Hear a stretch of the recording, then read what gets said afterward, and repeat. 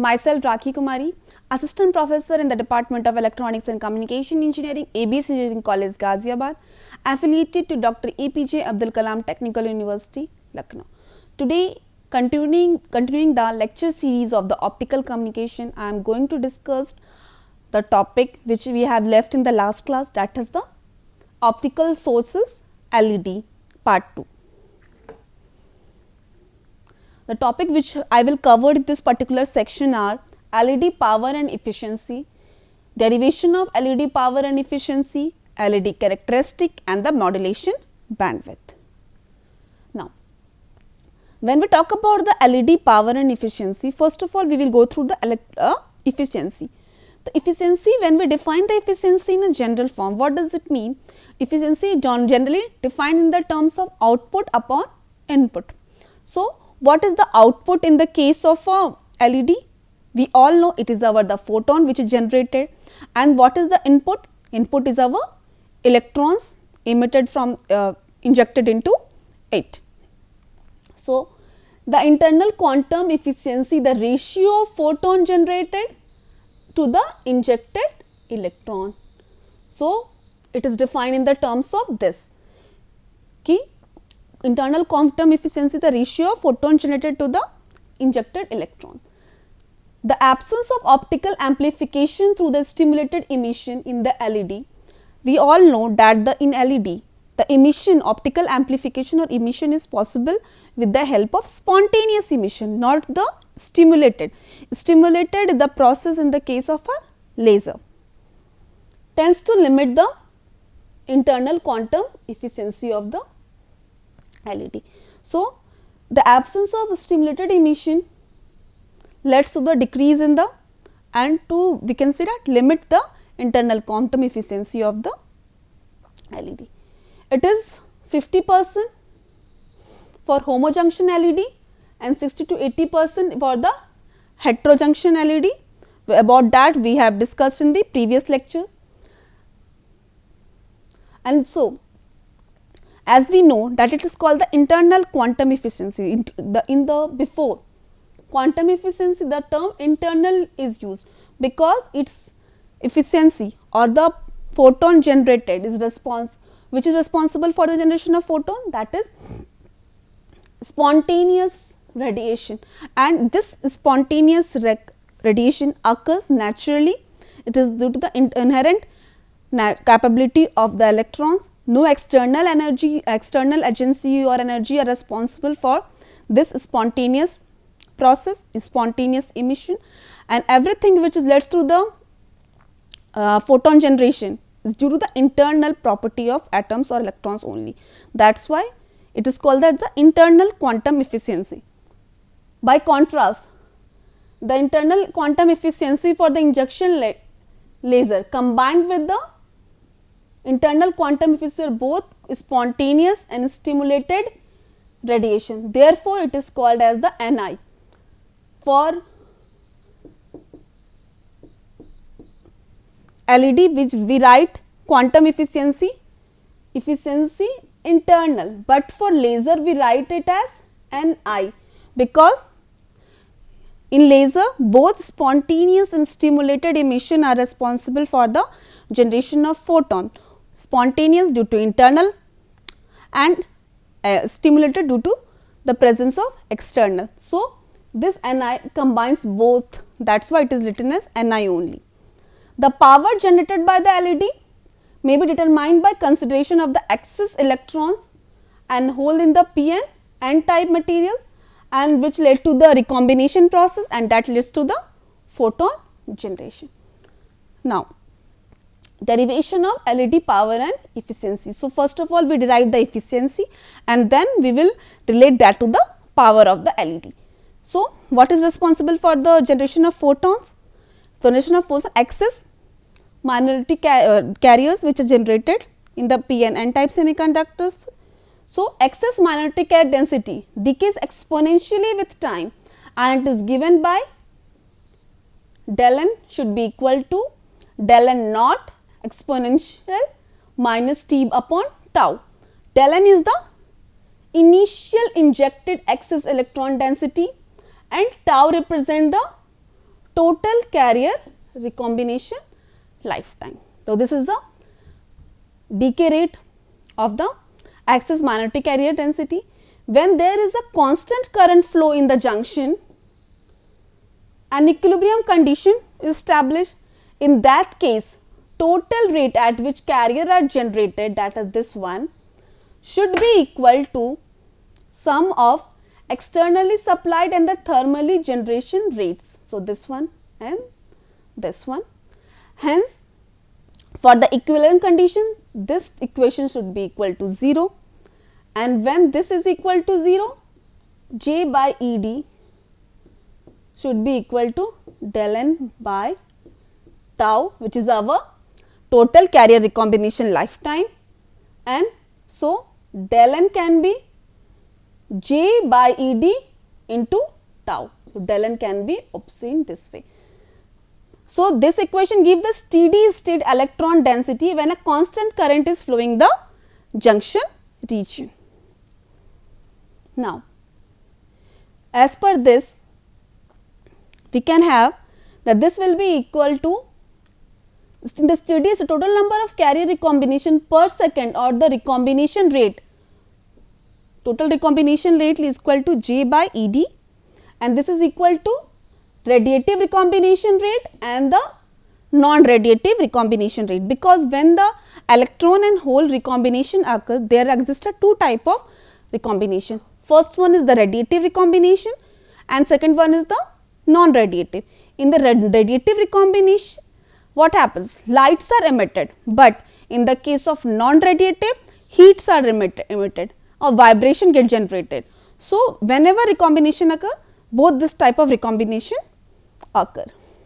So, R is the radiative recombination rate per unit volume, and NR is the non-radiative recombination per unit volume.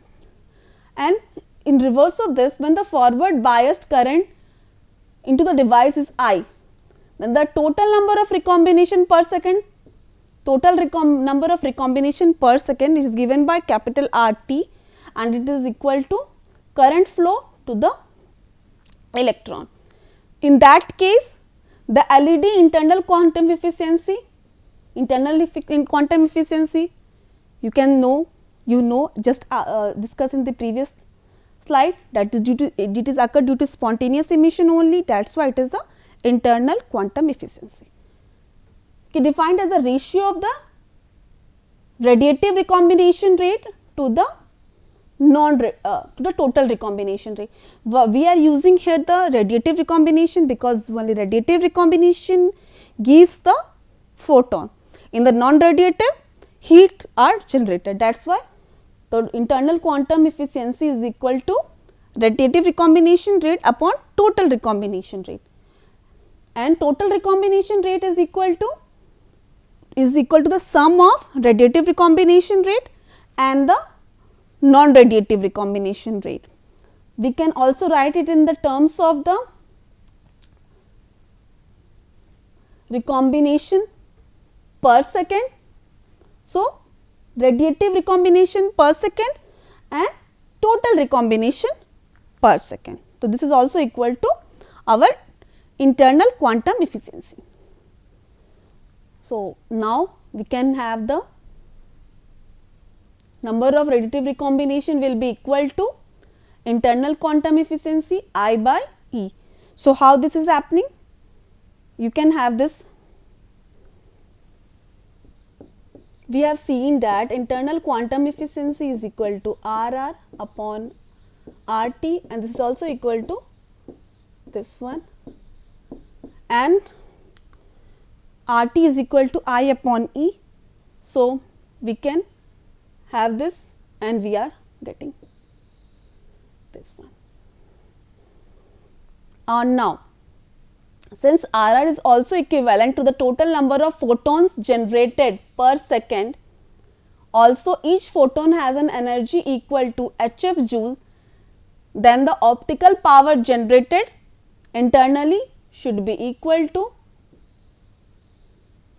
this one is our total number of radiative recombination into the number of power generated by the energy generated by a single photon. So, this will be give us the total optical power generated internally.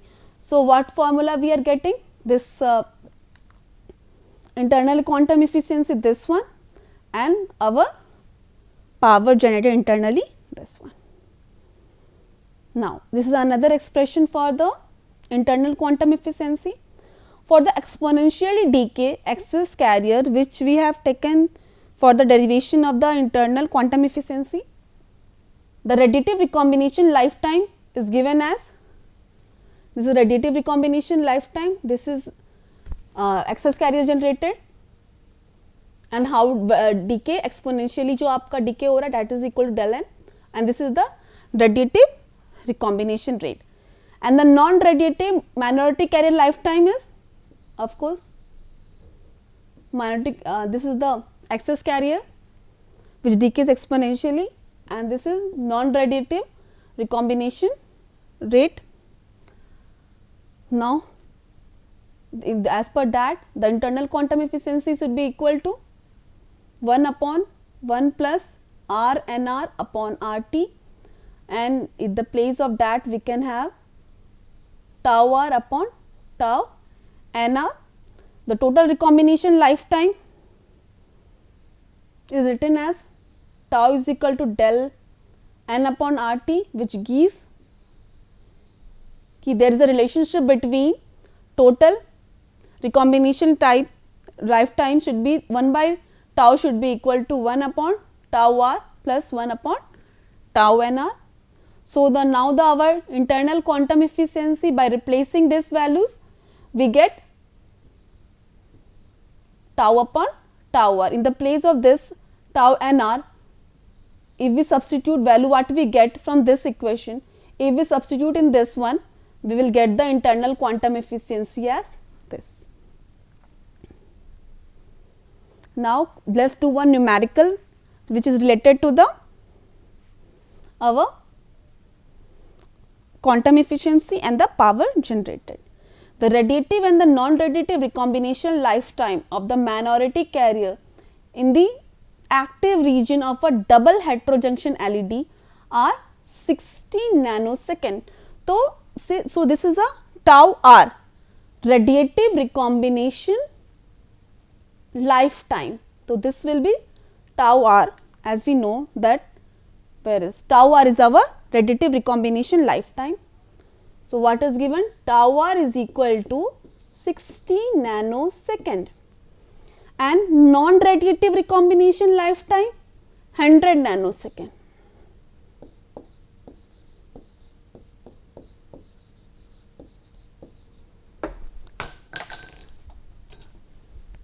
Determine the total carrier recombination lifetime.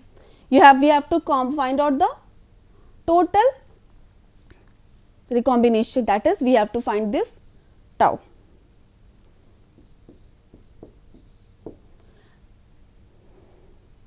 And the power internally generated within the device. Power internally generated, we have to find this one also.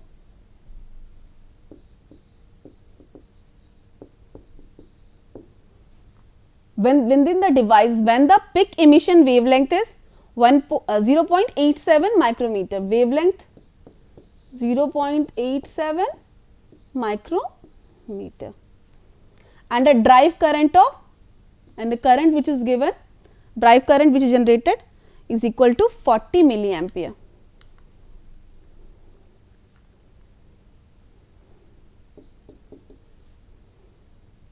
Now, for calculating this, total recombination lifetime is given by, as we know, using this formula, because already we have a value of tau r and tau n r, we can easily find out the total recombination lifetime using this formula. So that is why we have taken that formula here. Tau is equal to tau r plus tau n r, and substituting the value, that is 60 nanosecond for tau r and 100 nanosecond for tau n r. When we calculate this, we get the total recombination lifetime as 37.5 nanosecond. Now we have to find out the internally generated power, P int. So for calculating the P int, what should we have to know? First of all, we have to calculate the efficiency, then only we can able to find out the total internally generated power. So first of all, we have calculated the quantum efficiency, and quantum efficiency as the formula tau upon tau r, that is total recombination lifetime upon radiative recombination lifetime. Tau upon tau r, we have calculated tau is equal to 37.5 nanosecond and tau r is 60 nanosecond. Dividing, we will get the internal quantum efficiency, which is equal to 0.625, and now the internally generated power using this formula. Efficiency we have calculated, we have put here. H already value known to us, 6.626 into 10 to the power minus 34. This is a fundamental, this is a constant fundamental value. C velocity of light, more precisely it is can written as 2.998 into 10 to the power of 8. I, that is drive current, which is given in the question, that is 40 milliampere, 40 into 10 to the power minus 3. E, already value known to us, this is a constant one, 1.6 into 10 to the power minus 90. Lambda given in the question, 8.87 micrometer, 0.87 to the power minus 6. On calculating, we get the power as 35.6 milliwatt. Now comes the LED characteristic. What is the characteristic? Characteristic basically defines the how it works and how it can be useful and how it is related to any property, any other property or any other constant that defines the characteristic of any device. And this is a very important parameter for any device. Characteristic basically decides whether this device can be used for particular application or not. So when we talk about the LED characteristic, what is this? Intrinsically, the LED is a very linear device in comparison with the majority of injection lasers, and hence it tends to be more suitable for analog transmission, where several constraints are put on the linearity of the optical source. However, in practice, LED do exhibit significant non-linearities which depends upon the configuration. So as we have already discussed in the various lectures previously on today's also, that LED is a linear device. So when we talk about the linear device, that means the output light and the forward current. The forward current which is generated due to the injected electron,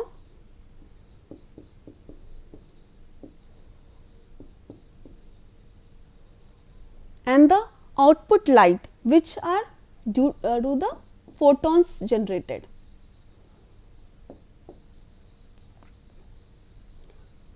Because in LED itself, what is going to happen? We have put the electrical signal and we are getting the light as the output. So injected electron to the photon generated, we can say graph is plotted between that, so as to obtain the characteristic, or we can say forward current to the output light, and it is a linear device. So there exists a linearity between, which is shown through this line, linear relationship, and this make it more suitable for the analog transmission. Now the modulation bandwidth. So when we talk about the bandwidth, basically bandwidth defines the difference between or the range between two different frequency, and that is our bandwidth. So in modulation bandwidth of an LED, what is there? Now we will discuss. Modulation bandwidth in optical communication may be defined either in the terms of electrical or in the terms of optical. This corresponds to electrical 3 dB point or the frequency at which the output electrical power is reduced by 3 dB with respect to input electrical power. So what is the modulation bandwidth? Our electrical 3 dB points will correspond, and that is equal to the output at the point at which the output electrical power is reduced through 3 dB with respect to the input electrical power. So this is the, and when we talk about the 3 dB, it is equal to 0.707. So this is the electrical 3 dB point. So when we are saying the first line itself, that modulation bandwidth in the case of an optical or the LED is defined in the terms of both electrical and the optical. So we have to take the optical also in consideration. As optical source operate down to DC level, we only consider the high frequency 3 dB point, the modulation bandwidth being the frequency range between the 0 and the high frequency 3 dB, and due to this the optical 3 dB point is always at the lesser value, that is at the 0.5. So we can see the electrical bandwidth as from this point to this point, and the optical bandwidth larger one. So in this graph it easily indicate that ratio changes. First of all, it is a 3 dB point पे, and at this optical 3 dB point it is at 0.5, but modulation bandwidth is large in optical as compared to the electrical one. When we talk about the modulation bandwidth, it is basically determined by three mechanisms. The first one is the doping layer level in the active layer, reduction in the radiative lifetime due to the injected carrier, which is our tau r, and the parasitic capacitance of the device. So the basic parameters which decides the modulation bandwidth of an LED are: first one, the doping level in the active layer. Doping layer level in the active layer, what does it mean? When we talk about the doping in LED, P and N type of semiconductor. So doping, the amounts of electrons or holes added into it basically decides the doping level. So what will be the active region? How much region is used for the generation of light in the LED are defined its active region or the active layer, or the layer which are the superficial layer which are emitting the light. So active layer means that. So doping level, what is the doping level in that active layer or that active region decides the modulation bandwidth, and second one is the radiative lifetime of the injected carrier. When we inject the carrier, when we inject the electrons, photons are generated, and what is the lifetime of the photon generated, because radiative means only photon. So what is the lifetime and what is the reduction in the lifetime as the time passes, basically also decides the modulation bandwidth of the LED. And the last one is the parasitic capacitance, which virtually exists in devices. So assuming, here we have gone through something equation with assuming negligible parasitic capacitance.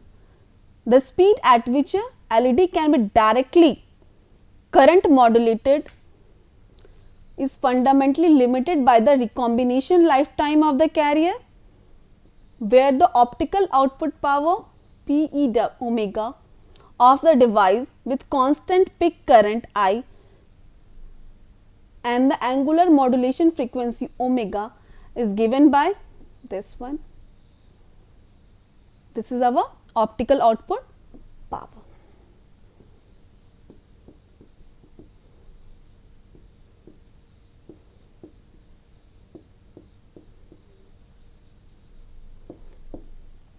Optical output power is defined in the terms of omega. Now, as we have seen in the previous slides, in this particular slide, that the electrical output and the electrical 3 dB point and optical 3 dB point are different, and that leads to the change in modulation bandwidth. So, we are going to have some comparison between this electrical 3 dB point and this optical 3 dB point. So, first we are going to calculate the electrical 3 dB point, electrical bandwidth, how it can be calculated. So, electrical bandwidth is defined as the ratio of the electric output power to the electric input power in decibel. So, it is a ratio of electrical output power to the electrical input power in decibels, and it is given by RE dB. So, it is equal to, when we talk about the dB, this is written as 10 log to the base 10 electrical output power, where we will receive the electrical output power at the receiver and electrical output input at the source. So, that is why it is written electrical output out at the detector, electrical output in at the source. So, how it is written as here? Power is written I square R. We know that power, electrical power is I square R. So, 10 log to the base 10 output I square R, that means I out, that means out at the detector section, R out, that means resistance at the output section, and then electrical power in, that at the source. So, it will be I square in upon R n, that is approximately equal to I out upon I in. If we consider R out should be equivalent to R in ideal condition. So, in that case REdB should be approximately equal to 10 log to the base 10 I out upon I in square. This is our REdB. The 3 dB electrical 3 dB point occur when the ratio of electric power to shown above is 1 by 2. Hence, it follows that it must occur this way. If we consider that the electric output power ratio is 1 by 2, power getting half. So, we can have, what is the equation for power here? I out by I in square. So, I out by upon I in square should be equal to half. So, I out upon I in should be equal to 1 by under root 2. Thus, in electrical regime, the bandwidth may be defined by the frequency when the output current, how much it drops to? It drops to 1 by under root, or we can say 0.70, because this is equivalent to 0.707 of the input current of the system, and that is shown here 0.707 electrical 3 dB point. Now, continuing with this, the optical bandwidth. So, optical bandwidth is what? It is the ratio of the optical output power to the optical input power in decibel, ROdB, 10 log to the base 10. Optical output power, of course, we will get at the received at the detector section, optical output in transmitted by the source. So, this will be equal to 10 log to the base 10 I out upon I in, due to the linear light current relationship of the source and the detector, and hence the optical 3 dB point, as we know, output power upon the input power should be equal to half for calculating the 3 dB point, and here it is equivalent to I out upon I in. So, I out upon I in should be equal to half. So, therefore, in optical regime, the bandwidth is defined by the frequency at which the output current drop to half or 0.5 of the input current of the system. So, this corresponds to the electrical power attenuation of 6 dB. That is why in this particular graph there is a difference in the electrical 3 dB point and the optical. This is a 3 dB fall and this is approximately equal to 6 dB fall.